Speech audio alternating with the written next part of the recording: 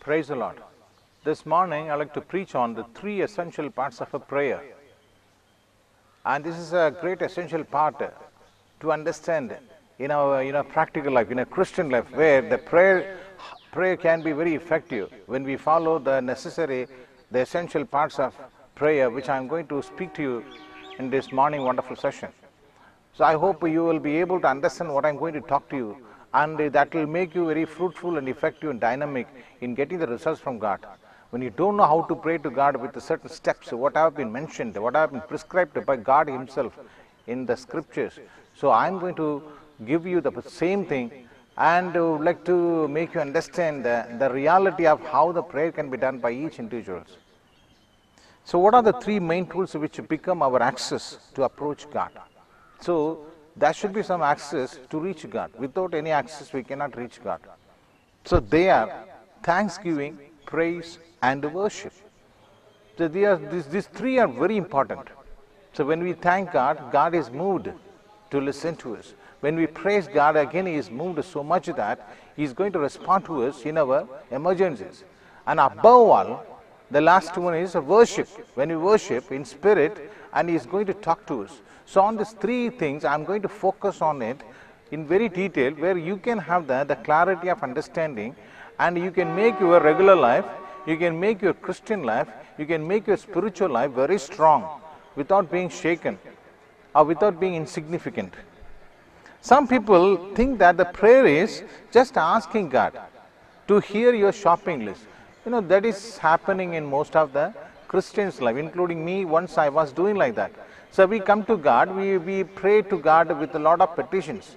So we keep on placing on His feet all the petitions one after the other, as if He is answering us, as if He is hearing us. That's what we have the assurance in our minds and hearts about the prayer, what we have followed from our elders and our ancestors. But God today is emphatically telling you that that is not the prayer. Maybe you are having the self-satisfaction by praying to God with all the shopping list that you will place upon the feet of Him, but then He is not going to hear it. But He needs something above that. So we are going to learn the three essential parts of a prayer, which is the title of the session today, based on these three elements of the prayer. What else? One about the thanksgiving, that is the first step, the first process. The second about the praise, and third about the worship. So a prayer which will help you to approach God, who will definitely unlock His power to grant you the provision of your needs, protection and healing. So when you follow these three steps in a prayer, before you prepare yourselves or before you place your request upon the feet of God, so when you process yourself following the three elements or three parts of this prayer, so God will be moved and He will unlock His supernatural power to you in all the ways whatever you are requesting Him to do in your life. So God has laid down certain conditions on which we have to approach Him. So there is no access to God without thanksgiving and praise. This is what I want to tell you emphatically. There is no access to God without thanksgiving and praise. See, in ordinary terms, when somebody helps you in your real life, so you are always thanking somebody for the gift, for the help, whatever someone offered to you in your times of your emergency. So we mean so much. And we mean so much that we don't forget the action, what has been done by somebody in our homes or outside home for any type of small assistance. We never forget to thank. So human terms it's very important, but then when we come into the prayer, God also anticipates from our hearts to give thanks to Him. So that is a sign of our gratitude. So on which I want to go in certain detail to some length, so where you can have the uniqueness of understanding this particular points, which will enlighten you definitely today in your mind to strengthen your prayer life, not on the particular prayer whatever you learned from others, just copying it as if you come to the feet of God with some sort of shopping list. But then once you learn all the steps today, you are going to avoid that traditional prayer, but then you are going to make it a different one, and your life will be very different from today after listening to this talk. So regarding thanksgiving, praise and worship, each of them has a way for approaching God and relating to God. But each of them relates to us to God in a different aspect. So thanksgiving, it plays its own role, and praising again God has its own role to relate to God and approach God, and same thing worship does. So this is a very simplistic, and you can find its exception from one to the other as I proceed right away. So by thanksgiving, what we do, we should know. By thanksgiving, we acknowledge God's goodness. By praise, we acknowledge God's greatness. And by worship, we acknowledge God's holiness.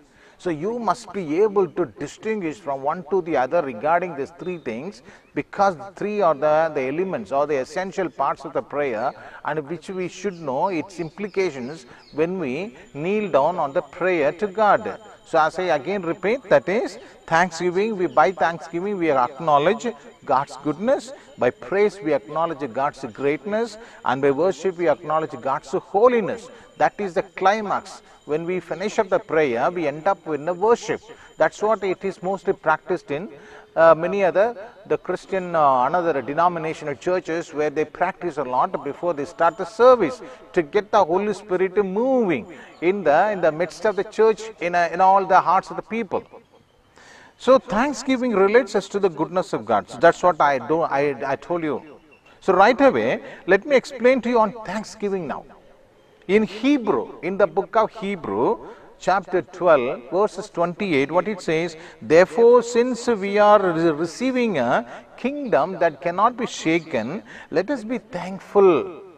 And so worship God acceptably with the reverence and awe. So I am going to give you from the Bible all the biblical references which are very strong enough to convince you of the prayer life, what exactly it is laid down by God. So where Paul writes to Hebrew, so what he says again, when we are receiving, since we are receiving the kingdom of God that cannot be shaken, it is not any other kingdom what it exists in the world is that can be shaken, but then our kingdom of God which cannot be shaken. So let us be thankful. So he tells the people that one should be thankful when they receive the kingdom of God.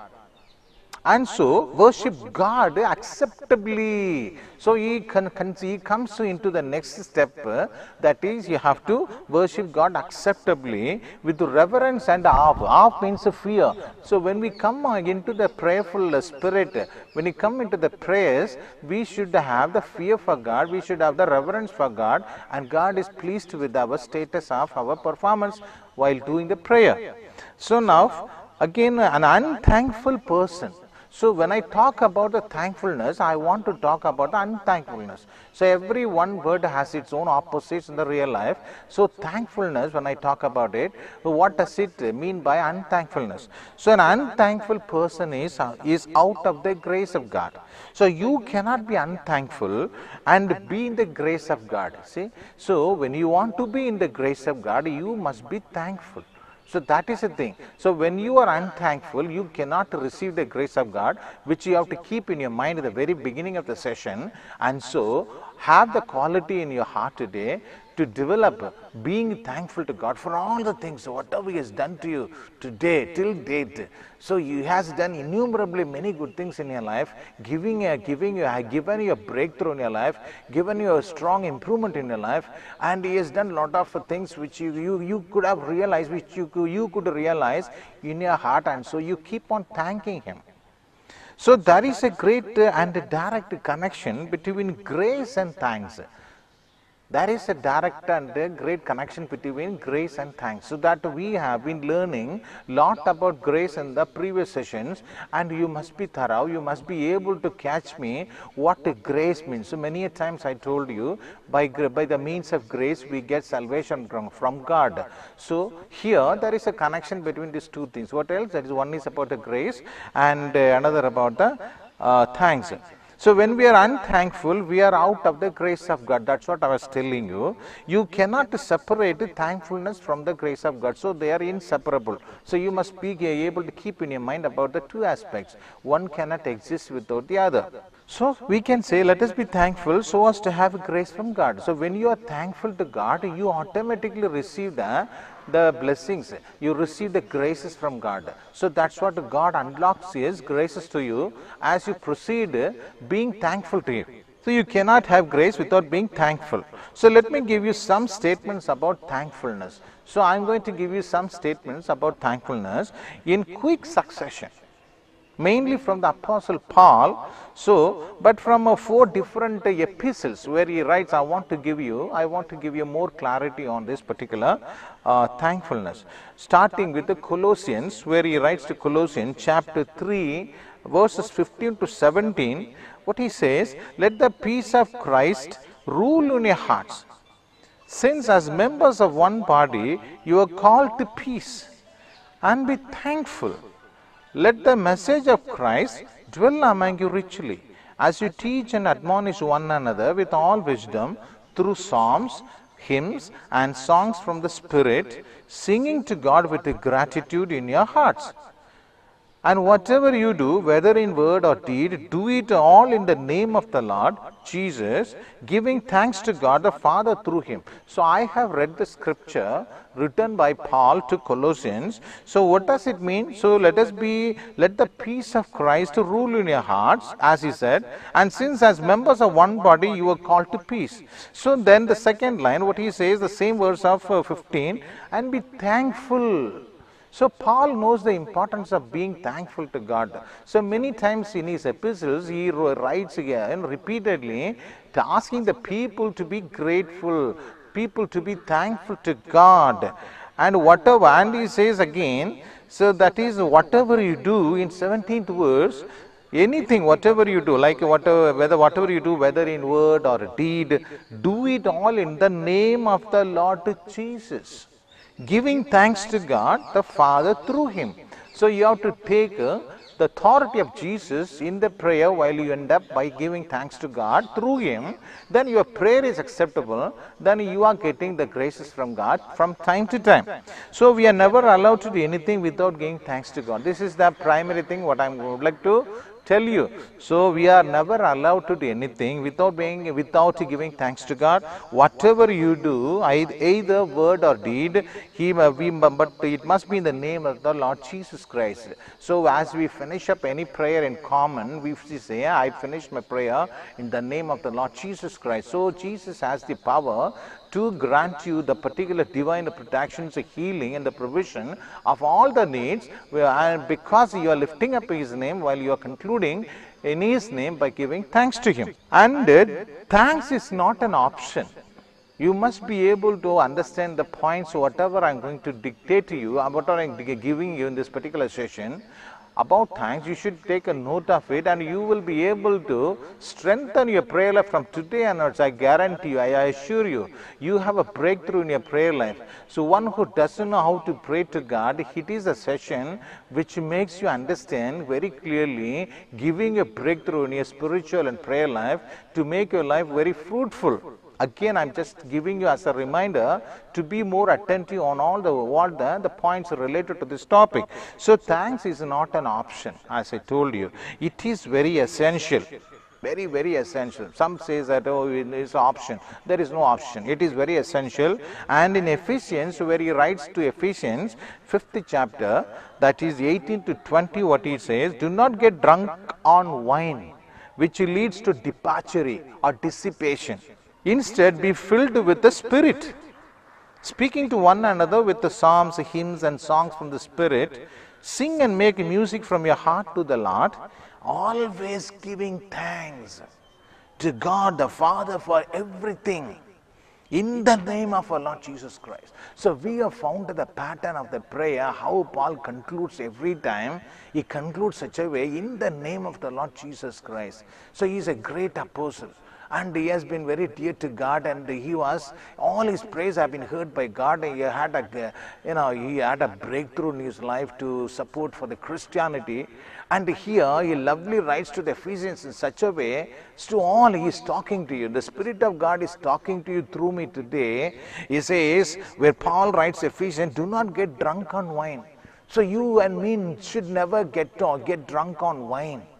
because which leads to dissipation, which leads to debauchery. This is very bad for people in general. The Christians, we should not get drunk on wine, because debauchery, dissipation, what he has used that particular word. What does it mean? Excessive indulgence in sex, alcohol and drugs. So, but then he tells, instead of getting drunk on wine, be filled with the Spirit. Be filled with the Spirit, be filled with the Holy Spirit always.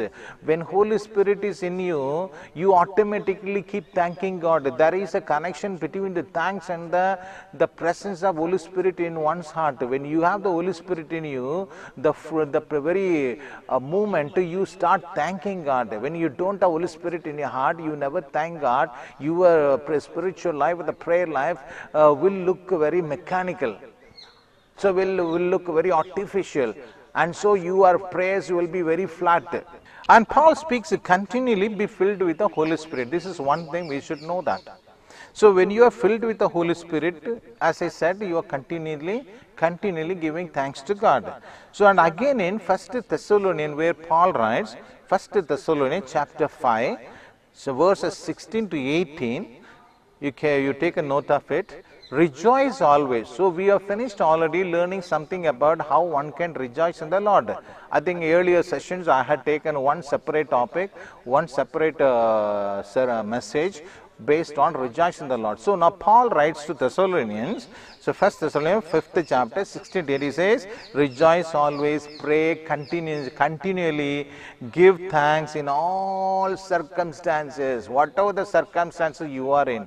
But then you are asked to thank God. So that is, for this is God's will for you in Christ Jesus. It is not our will, but this is the God's will for you in Christ Jesus. So you should, if you don't give thanks to God, you are out of the will of God. That's what God means to tell through Paul in the scripture written to Thessalonians. He says, so if you don't give thanks to God, you are out of the will of God. God will be having certain will for you in a special plan. But when you don't give thanks to God, you are out of the will of God. So when He is out of the will, so maybe your prosperity is delayed, your movement, your good opportunities in life are delayed, so your expectations are delayed. So, which means we should never forget to thank God, and thankfulness leads to fulfillment of the will what He has in store for you. So remember, the moment you cease to be thankful to God, you are out of the will of God. So now again, when he writes to Philippians chapter 4, then verse 6 says, do not be anxious about anything, but in every situation, by prayer and petitions, with thanksgiving, present your request to God. So this is the very repeatedly said by any man of God when he talks about any message of God. So he tells, giving the scripture written by, quoted by Paul to the Philippians chapter 4 and 6. This is basically the central theme of the session based on this particular Philippians chapter 4 and the 6th verse.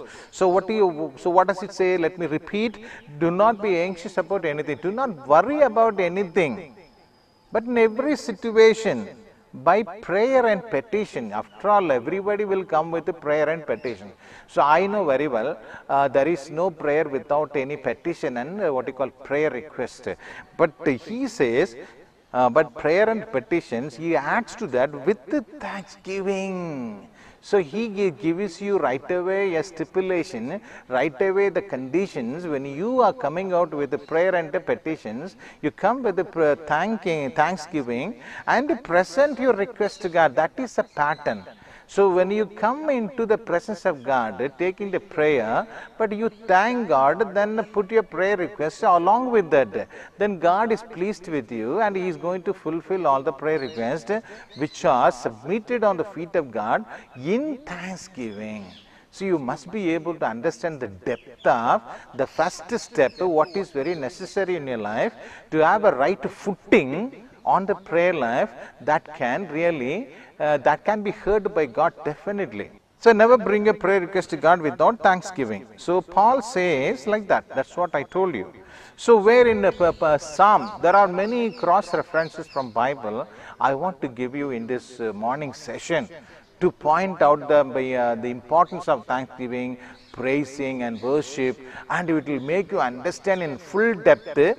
And so you should not be tired of flipping through the pages of the Bible as and when I quote on the certain scriptures from Bible. Okay, so you can take a note of it, and from time to time you just listen to this particular talk, which will instill in you the very thought, taking away all the ignorance about the prayer life. So let us take Psalm 100 verse 4, very important, said by David. Enter his gates with thanksgiving and his courts with praise. Give thanks to him and praise his name. So this is the fundamental definition of one can reach the temple of God. In the Jewish customs in Jerusalem temple, so there were gates and courts. There is a setup of the gates which are built outside the temple, and inside there is a court, they call it. So what David says, when you come into even the gates of the temple, you should start thanking God. And when you come into the court, that is the next step. When you come through, that is admission. That is a permission for calling God through the thanksgiving. Then you come into the court and you start praising God. So that says give thanks to him and praise his name. So when we come into this particular session of going through Psalm 104, we must be able to quicken our process to conduct our prayer life in certain way where we can have the access to God. Everything should have the access. Without access, we cannot reach anything in our life. So there are the two steps. There are two stages of access to God. One is about the thanksgiving when we enter the gates, and when we enter the courts, we should praise God. And there is a place of worship inside the court. Even there is a tabernacle. According to the thing, whatever we have looked into the Old Testament, so there is a setup of the Jerusalem temple, and there is a gate outside and the court inside. There is a place of worship, and so people and the Levites are only allowed inside to do the worship. All the common people from outside, they keep thanking God, and God is going to show you the mercy even from inside the temple of his worship. So as I said, the first is through the gate, the second is the courts. And into his courts with praise, into whatever court of the Lord you may enter. Let your admission be the subject of praise. So you are admission by thanking God. So thanks be to God. So the innermost court is now open to the believers. Believers, whenever they come into the temple, so by thanking and praising God, they are allowed to enter inside the temple where the place of worship is conducted, but not the common people are allowed. But when we are praising and thanking, so there is a permission given by God to enter into the place of worship, and so we can experience the presence of God. This is one thing, we are entering into the presence of God through these main parts of the first initial two steps. One about the thanksgiving, the second about the praising. And be thankful to him. Let the praise be in your heart as well as on your tongue, because God has given the tongue. So how do we make use of a tongue? By thanking, by praising God. And let it be for him to whom it all belongs. So the tongue has been created by God in our physical system, which is only to glorify his name, which is to praise him. So the first is through the gates. As I repeat, because it's a very fundamental thing that you should know well about the structure of that particular gates and the courts of the temple of Jerusalem. So the gate gives you the admission into the court gives you access to the house of God, where the worship is conducted. So you cannot get into them except by the prescribed rule, which is the gate for thanksgiving and the courts for praise. So I am concerned to say, without thanksgiving and praise, no one comes to God. So one thing. Okay, so you should be able to understand clearly. So without thanksgiving and praise, no one comes to God. So many people have no such idea about how to have access to God. You cannot have easy access to approach God. So he will hear you and he will have mercy on you. But you don't have access to him unless you come with the thanksgiving and praise. He has laid down and he is not going to change it, because once and for all he has laid down these particular principles to give thanks to God, to praise God. They are the two the stipulations what God has laid down for you and me. to have the access to God in order to proceed with our prayers. Maybe you may ask a question. Now you are going to ask a question to me. What could be the question? Why should I thank God? Correct? So you say, now you are telling me, why should I thank God? This is a good question that can come from your heart today. So my life is not going well. Some people, they say, how can I thank God? It's a good question. It's a good thing. My life is not going well. Everything is messed up in my life. Why should I thank God? Exactly. So this is the common answer given by the common people in the practical life. So why should one thank God when that particular person is messed up in his life, he is not undergoing any happy moments, he is not prospering, but still why should one thank God? So there is an answer given directly from the scripture, and I am going to tell you and you will understand better. That is Psalm 100 and the 5th line, the 5th verse. For the Lord is good. For the Lord is good and his love endures forever. So that is one thing. So please keep a note of this particular Psalm 100, 5th verse, 5th promise, on which, based on which we must thank God. That's what the answer given to you right away. Take it from this particular scripture. What he says, for the Lord is good and his love endures forever. His faithfulness continues through all generations. So what is number one? The Lord. The Lord is good only. He is not bad to anybody in life. He is always good. For that we should thank God. He has created us for a purpose, for something that we should execute in this life, some commitment in our life. So he has given our life in this world. For that you should thank God, because the Lord is good, number one, as per the scripture in the Psalm 105. Second, what he says, his mercy is everlasting. He is a merciful God. He is a gracious God. And third one is, truth endures forever. His truth remains forever. So you have these three permanent, unchanging reasons for thanking God. So for this is very, very important. Take a note of in your diary. For three unchanging permanent reasons on which we should keep thank God according to Psalm 105. Why we should thank God? The Lord is good. And he is, he has, his mercy is everlasting, number two.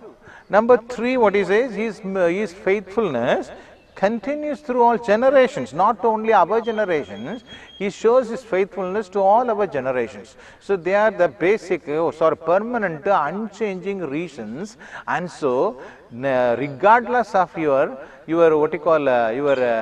the predicaments in life, regardless of your power-stricken life in this world, but you must thank God for all the three reasons said clearly in Psalm 105. And don't focus on your feelings. Don't focus on your situation anytime.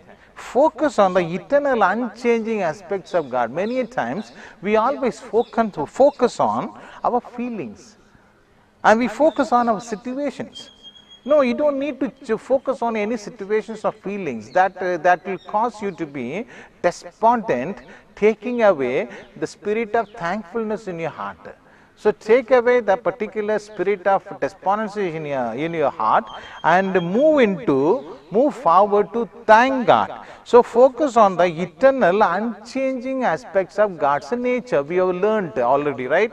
Eternal, unchanging God's nature. One is about the Lord is good, and the second, his love endures forever, and his faithfulness continues through all generations. So it's a shame if we don't do it. What's a shame? When we don't thank God, it is a shame. So now in Luke, in the Gospel of Luke 17th chapter, 11 to 19, there is a story of 10 lepers. So you may have heard all the story about the 10 lepers, so who met Jesus. So as lepers, they are not allowed to come near anybody. And what they say that we are unclean. They say like that, we are unclean, please stay away from us, don't come to us. And they stay away from this from certain place, and they stay at a distance, not coming into the public to speak to anybody, to contact anybody. That is a position, or that is the status of any lepers who gang up in one crowd, being aloof from the common crowd. That is a picture of the lepers. So now on his way to Jerusalem, Jesus. So Jesus traveled along the border between Samaria and Galilee. I am reading the scripture taken from the Gospel of Luke, 17th chapter, 11 to 19. So as he was going into a village, 10 men who had a leprosy and met him. They stood at a distance. They did not come, you see. They standing at a distance. You get the picture. So he, what do you call, he is traveling along the border between Samaria and Galilee, and now there are 10 lepers standing at a very distance. From there they are shouting. They come directly to, they did not come to Jesus, but they are staying at a very distance and they are shouting. What they say? They called out in a loud voice, Jesus, Master, have pity on us. When he saw them, who? When Jesus saw them, he said, go yourself to the priest. Go yourselves to the priest. And as they went, they were cleansed. I am reading through the scripture. So one of them, when he saw, he was healed on the way to the priest. When Jesus said, you go to the priest, which means while they go to the priest, on the way, he is cleansing everybody from the leprosy. So the healing is taking place, the cure is taking place when they are all when they are all going to meet the priest, and the cleansing is taking place. So when they are all, when he saw one of them, I'm talking about one of the lepers, verse 15, when he saw he was healed, came back, praising God in a loud voice. He threw himself at Jesus' feet and thanked him.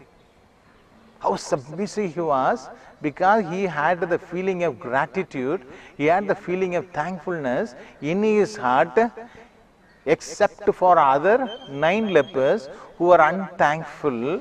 And this person only, this particular leper who received the healing, came back. And he is a Samaritan, he is a foreigner, okay? He is not a Jew. So 17th verse, what it says, Jesus asked, were not all 10 cleansed? Where are the other 9? Has no one returned to give praise to God except this foreigner? 19th verse says, then he said to him, rise and go, your faith has made you well. He said to him, Jesus said to the particular leper, Samaritan leper, rise, get up and go. Your faith has made you well. You had faith upon me that you would get the healing. So it has made you well. The faith has made you well. So Jesus gave them a very simple reply, telling them to go to the priest. I am coming back once again to give you a clarity of what has happened in this scripture. So on the way you will be healed. That's what Jesus said. When you go to meet a priest, on the way you will be healed. By the time you get there, the priest will be able to certify. On those days, as per the Jewish customs, if anybody is infected with what you call this particular disease of leprosy, so they will check. Once they are cleansed, so they will check and issue a certificate that this man is no more infected with the leprosy. So now he comes, they all come to the priest. So, well, all of them were cleansed from leprosy, and then only one Samaritan, not a Jew, returned to thank Jesus. So, in this context, each of them received a physical healing. I am talking about all 10 lepers, all received a physical healing, but only one came back to thank Jesus. So, what else he received? He received the eternal spiritual healing of salvation. So, this one leper, he has received the eternal spiritual healing of salvation. He was saved. You see, without thanksgiving, we have no access to God. That's what I told you. So, one ordinary Samaritan leper who had in his mind about being thankful to God, and he had taken away the leprosy in his physical body. Now, he is so happy about the new life, what he is going to begin with the next moment. So he doesn't forget what has been done to him by Jesus, surprisingly. So he is a person who had not only received the physical healing, he has received the eternal and the spiritual healing of salvation. So where the other 9 lepers did not obtain this particular, the spiritual or the eternal healing of salvation. Thanksgiving, once again, is the key that unlocks the supernatural power of God. When you keep thanking God, it is going to unlock the supernatural power of God in your prayer life, in your spiritual life. So you please understand the importance of thankfulness, which is going to play a pivotal role in your life once you understand the importance of it. Through all my highlights, taken references from the Bible. I want to give you another conspicuous example on the same aspect of thanksgiving. So the incident is in John, the Gospel of John, that is chapter 6, verses 1 to 12. Jesus then took the loaves, where he is, Jesus feeding the crowd of 5,000 people with 5 barley loaves and 2 small fishes. That's what I'm going to give you the account of it. So Jesus then took the loaves, gave thanks, and it distributed to those who were seated as much as they wanted. He did the same with the fish. See, so when the crowd say that, you remember Jesus had a crowd of 5,000 people in front of him. So all were hungry. He had the only resource given by the little boy who had 5 barley loaves and 2 small fishes. Jesus then took the loaves, gave thanks, and distributed to those who were seated as much as they wanted. He did the same with the fish. He did the same with the fish, means he took the fish and again he gave thanks to God. He said to the disciples to gather up the leftovers so that nothing is lost. So I want to point out to you today in this moment, Jesus did not pray. You got me? I just want to get your attention.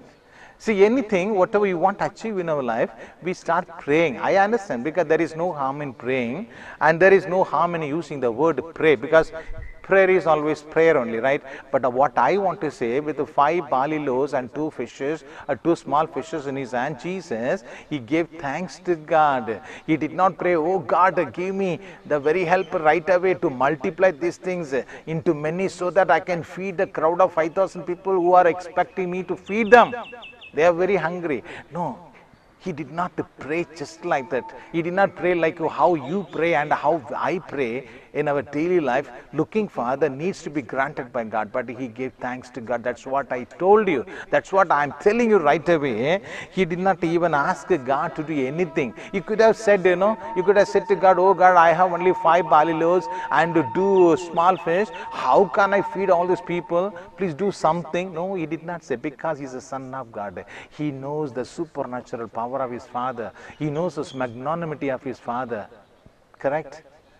So he only thanked God. That's what I want to tell you, for what he had in his hands for the massive crowd. So many times we miss out the power of God is simply like that. So every time we are missing out the power of God. So we don't release it by giving thanks. So we don't release the power of God, without giving, by giving thanks. Which means by giving thanks, we enable God to release his power. But when we don't give thanks to God, so God is not releasing his power. That's what I just want to tell you. So later on in the 11th chapter of John, I'm talking from the Gospel of John, 11th chapter, Jesus prayed to God giving thanks only. 11th chapter, I think you must be thorough with the 11th chapter, where the account is described on Lazarus, right? Lazarus, how he came alive from the grave. So Lazarus, so John 11th chapter means it is about Lazarus. So Jesus prayed to God giving thanks only. You check that. He did not pray, oh God, please give a life to Lazarus. No, he did not ask that way. So Jesus prayed to God, giving thanks only, and then Lazarus came alive from the grave. So they took away the stone. I'm talking from the particular verse in the 11th chapter of John 41. So they took away the stone.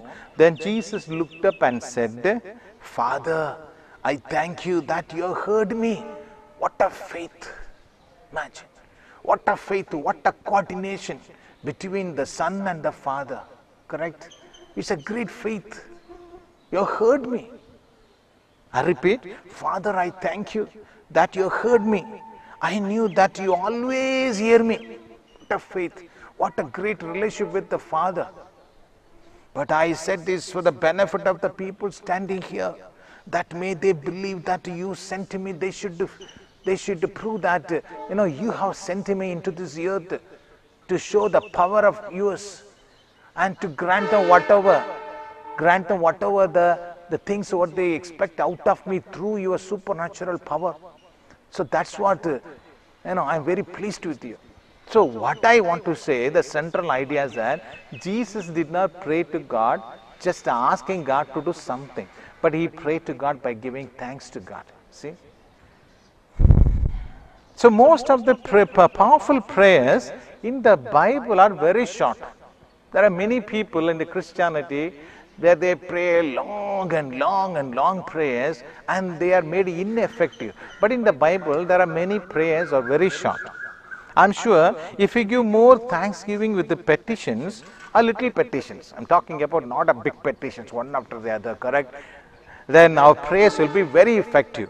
So we need to look after that dark other side of the truth. So there is another opposite side, dark other side of the truth also. So which is the opposite of the being thankful. What is opposite of thankfulness? Unthankfulness. That's what we have heard in the beginning of the session. I talked about it slightly on the unthankfulness, which is the opposite of thankfulness. So where Paul writes to Romans chapter 1, 21 verse. For although they knew God, they neither glorified him as God nor gave thanks to him. But their thinking became futile, useless, and their foolish hearts were darkened. So when we are unthankful to God, what is happening in oneself? What is happening in our lives? That's what he tells very clearly about the sinners whom he is writing to. Okay, in his epistles. So sinners are not willing to give honor to God. So they are not willing to give any honor to God. Especially the sinners who are unthankful, who are unrighteous in the eyes of God, they don't give thanks to God. So they are not pleased with his perfections. His perfection means God's perfection, Jesus' perfection. So they are not pleased with his perfections. And therefore, their mind fixes. That means the mind becomes fixed on other objects. So when they don't fix their attention on Jesus, but they fix their minds on other objects, and the heart gives, So ultimately what is the consequence? That is, the heart gives a free indulgence to its own sinful desires. So when we don't give thanks to God, so when we are unthankful to God, so that means what is the thing? Our heart, once the heart gives the free indulgence to its own sinful desires. So sinful desires are taking the root in the heart of the one whose heart is unrighteous, whose heart is unthankful to God. That is the experimentation of the unthankful heart in the eyes of God. When you are thankful to God, you are growing spiritually and you are getting all the benefits unlocked by God in the heavenly. But when you are unthankful to God, you are approaching near the devastation in your life. So again in 2 Timothy, where Paul writes to Timothy in his second epistles, that is chapter 3, the verse 2 says, people will be lovers of themselves. Who are the people?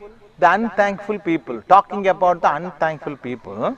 So they will be lovers of themselves, lovers of money, boastful, proud, abusive, disobedient to their parents, ungrateful, unholy.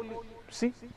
So very clearly he defines about the unthankful people, how they look like in the society. When he writes to Timothy in his second letter, very clearly, down to the earth. Let me again go through that. Who are the people? The unthankful people. So they are the lovers of them. They love themselves only. They love money. Boastful. They are always proud. Abusive. Whatever the language, very unparliamentary language they will talk every time to the people. And after all, disobedience is there, ungrateful, unholy.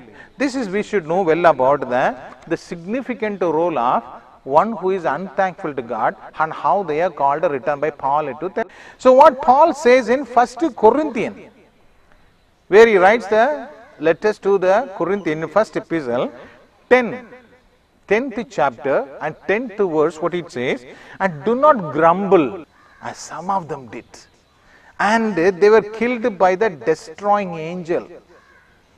When we are unthankful to God, we tend to become complainers. That is another thing. So I am led to say something more about the unthankfulness, or the meaning of unthankfulness, the consequence of unthankfulness in one's life.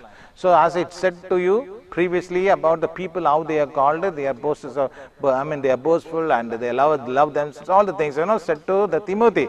Paul writes to Timothy, but writes to Corinthians 10th chapter 10th verse, what he says, when we are unthankful to God, we become very complainers. So we always grumble about anything. We always keep saying, we grumble about something, but which is not true. So there are many examples to point out the one who suffer from unthankful. There are many people in the Christian life, they are very unthankful. They are not satisfied with anything in their life. Instead of thanking God, they show the very ingratitude to God. They keep themselves very shut without expression of giving any thanks to God for all the things God has done to them in many ways, miraculous ways, but they forget everything and they just, remain unthankful. So in the book of Numbers in the Old Testament, I just tell you in the chapter 21, in the book of Numbers, chapter 21, verses 4 to 6, they traveled from Mount Hor along the route to the Red Sea. Who traveled? Israelites. Okay, Israelites are traveling from Mount Hor along the route to the Red Sea to go around Edom. So, but the people grew impatient on the way. The Israelites are very stubborn people, rebellious people. When they left Egypt and they are in the wilderness to go to the land of Canaan. And so now, what they say, the people grew impatient on the way because they are not able to reach the particular destination. And they spoke against God, against Moses. Okay? And they said, why have you brought us up out of Egypt to die in the wilderness? See how they rebelled against God and Moses. So they felt that it was useless for them to be in the wilderness where they could not enjoy eating food. So they were gluttons, they were always fond of eating good food given in Egypt in spite of the system of slavery. But they recalled the life what had been in Egypt, which was more wonderful than being in the wilderness. So it is where they rebelled against God and Moses. And they said, there is no bread, there is no water, and we detest this miserable food, because that's what I told you, they are mindful about the food. We hate this food available in this desert, in the wilderness. God got angry. I tell you in the book of Numbers, when you check all the things, why I am telling you, when you are showing the unthankfulness to God, God sends you punishment. I am telling you very strongly. I am not telling from my own educations on this Bible. I am talking by the being led by the Holy Spirit to give you the biblical context given in Numbers, where God sent listening to the rebellious talks of the Israelites against Moses and God. He sent what? Venomous snakes, the fiery serpents. You check in the line 6 in Numbers 21 chapter, and they bit the people like anything, and many Israelites died. So never be unthankful to God. When you are unthankful to God, God is going to destroy you, or God will detest you, the unthankfulness, and He will send upon you like how He sent venomous snakes upon the Israelites, where they died. So select your choice to be thankful or unthankful to God. Right? So whatever I said to you about the importance of being thankful to God, you are going to get the fruit of whatever you expect out of God. But when you are unthankful, then you could receive the things negatively in your life, as it has happened to the Israelites. like what we have seen in the previous example of the Numbers, where they had been sent to fiery serpents and they died, just like because of their rebellious nature, not expressed any gratitude to God, whatever He had done to them, one after the other. So now I would like to talk about the praise, right? Now I finished giving you some talk about thanksgiving. So the second, the part of the essential part of the prayer is praise. First is that we stand at the gates and we give thanks to God. That is the permission. So now second is we start giving praise. Praise and worship.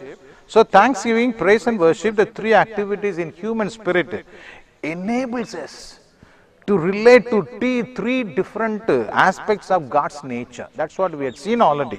So what else? Again, I want to recall that. By thanksgiving, we acknowledge God's goodness. That is, goodness means what? He is very kind. All the things, that all the kind and the good things of God, what He does for us. And by praise, we acknowledge God's greatness. Correct? It is our appropriate response to His inspiring majesty. He is a majestic God, and so we give such a way our response is appropriate response to His inspiring majesty. And by worship, what we do, we acknowledge God's holiness, right? So this is we should bear in our minds as we get into the second topic of, that is about the praising. So we have finished up about the thanksgiving so long, and I hope you have come to learn more about the importance of thankfulness, and the second most important step is about the praising.